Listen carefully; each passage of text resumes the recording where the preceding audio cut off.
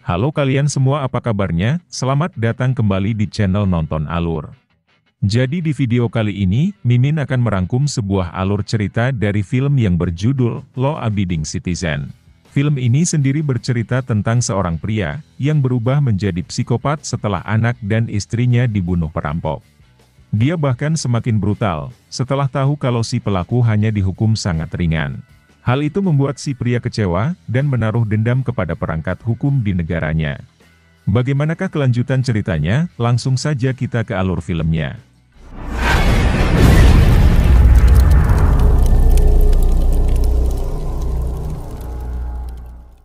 Di awal film terlihat seorang pria bernama Clyde Shelton bersama anak dan istrinya dengan kesibukannya masing-masing. Tiba-tiba terdengar bel pintu berbunyi. Dan saat dibuka ternyata mereka adalah perampok. Si perampok yang bernama Armes dan Derby mengikat tangan Shelton dan menyumpal mulutnya. Bahkan walaupun Armes sudah mencegahnya, Derby tetap membunuh anak Shelton serta memperkosa istrinya. Beberapa hari berlalu, kini para pelaku sedang diproses pihak berwajib. Sementara itu Shelton menemui Nick yang merupakan pengacaranya. Di sana Nick mengatakan kalau Derby telah memutarbalikkan fakta dengan menuduh Armes sebagai pelaku utamanya.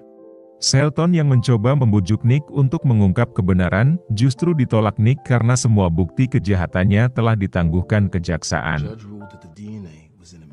Both of them are guilty, especially Darby. Darby has agreed to testify against Ames. Just how the justice system works. Saat di persidangan, Derby hanya mendapat hukuman ringan yaitu hanya 5 tahun penjara. Sedangkan Armes harus menjalani hukuman selama 10 tahun, sebelum akhirnya dieksekusi mati. Jelas itu membuat Shelton kecewa dengan para penegak hukum, serta kecewa terhadap Nick yang dianggapnya tidak serius memperjuangkan keadilan.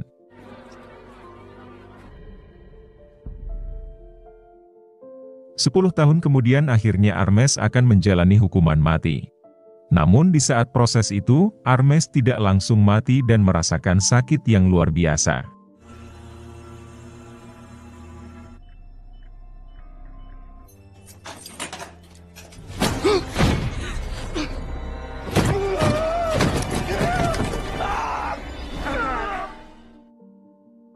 Dan saat polisi menyelidikinya, ternyata terdapat cairan racun mematikan yang bertuliskan tidak bisa melawan takdir. Kata-kata tersebut sering diucapkan Derby, sehingga polisi berusaha mencari keberadaannya. Setelah diketahui ternyata Derby berada di sebuah apartemen, sedang santuy sambil menikmati indahnya narkoboy. Tak lama kemudian ada panggilan misterius yang mengabarkan kalau polisi sedang menuju ke rumahnya.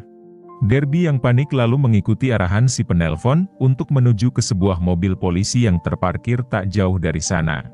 Kemudian Derby menodong polisi tersebut untuk membawanya ke suatu tempat sesuai arahan dari si penelpon. Kemudian Derby menyuruh polisi itu keluar, namun saat akan ditembak tiba-tiba telepon itu berbunyi kembali. Betapa kagetnya Derby, ternyata pria misterius itu adalah Shelton yang kini berada di hadapannya. Marah karena dijebak, Derby berusaha menarik peletuk pistol itu. Namun bukannya peluru yang keluar, Derby malah tertusuk jarum bius yang terpasang di pistol itu, hingga Derby mengalami kelumpuhan otot.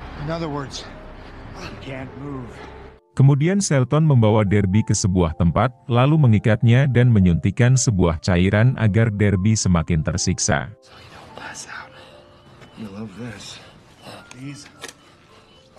Setelah itu Shelton menyiapkan sebuah kamera dan eksekusi pun dimulai.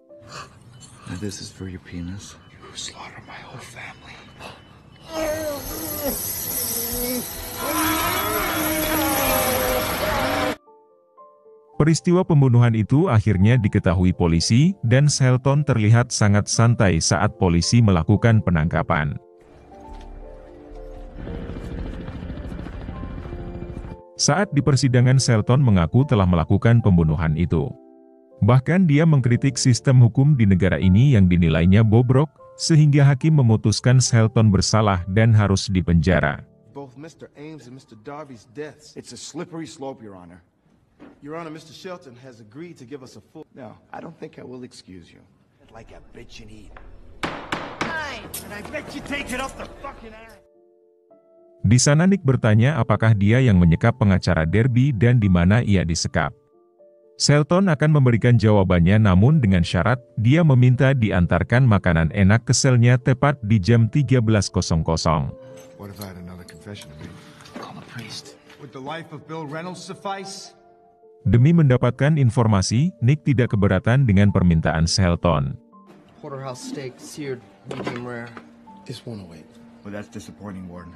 Kemudian Nick menunjukkan di mana pengacara itu dikubur hidup-hidup dengan selang oksigen. Tonight, Clyde, you have what you asked for now. Where's Reynolds? 39 degrees, 57 minutes. Namun karena mereka terlambat dari waktu yang ditentukan, pengacara Derby pun telah tewas kehabisan oksigen. Reynolds! Come on over here, join me. There's plenty to go around. Too close. It's gone, Nick. It's gone. Di sisi lain Shelton langsung membunuh teman selnya tanpa sebab yang jelas.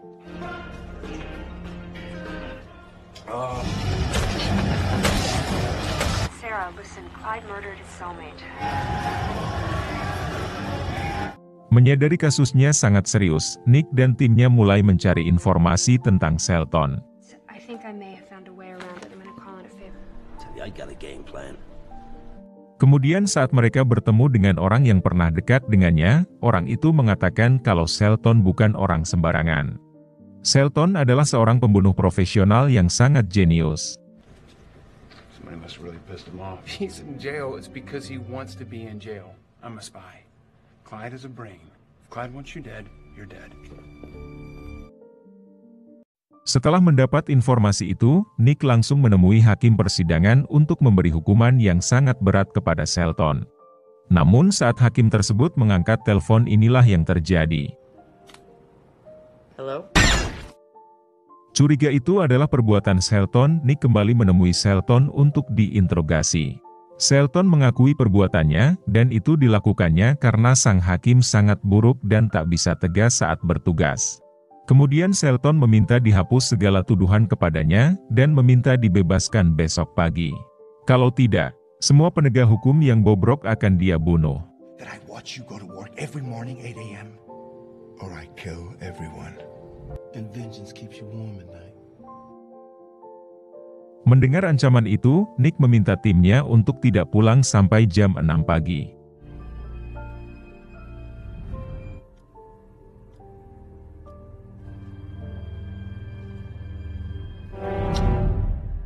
Setelah tidak terjadi apa-apa, Nick mempersilahkan mereka untuk pulang, namun inilah yang terjadi. Hey, Nick.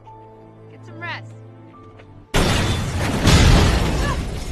Satu persatu mobil mereka meledak, namun anehnya hanya mobil Nick yang selamat.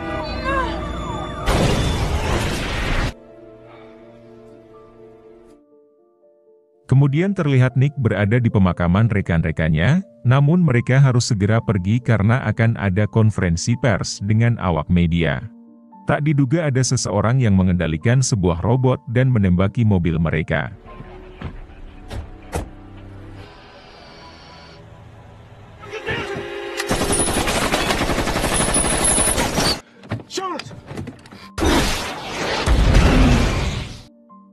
Begitu marahnya Nick sehingga dia terus mencari informasi mengenai bisnis yang dijalani Shelton.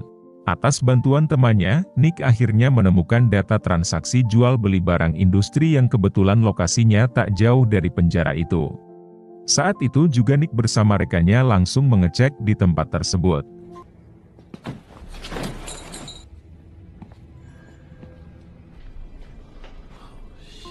Di sana mereka dibuat terkejut dengan banyaknya peralatan yang diduga digunakan dalam setiap aksinya. Bukan hanya itu, mereka juga menemukan sebuah terowongan yang terhubung ke sel tempat Shelton ditahan. Dan setelah dicek, ternyata Shelton tidak berada di selnya.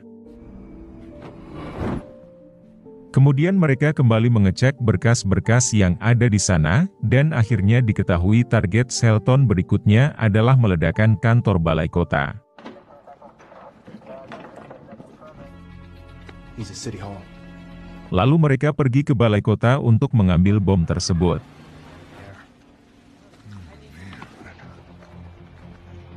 floor is this? That's the 5th floor, sir. Right there. Saat Shelton kembali ke selnya, Nick meminta maaf dan memintanya untuk menjalani hidup yang normal. Akan tetapi Shelton menghiraukannya, dan malah mengancam akan meledakkan kantor balai kota dengan panggilan telepon. Namun ternyata bom tersebut telah dipindahkan ke bawah ranjangnya. It's the end of the road for him now. What, are you trying to save me now, Nick? I'm giving you a way out. I don't make deals with murderers anymore, Clyde.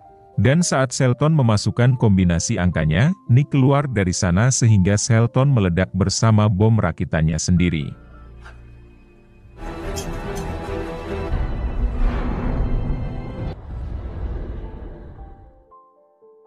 Di akhir film Nick akhirnya menyadari apa yang dilakukan oleh Shelton hanya untuk merubah sistem hukum yang salah. Dan film pun akhirnya selesai. Oke guys, sekian dulu video kali ini. Semoga kalian terhibur dan sampai jumpa di video selanjutnya.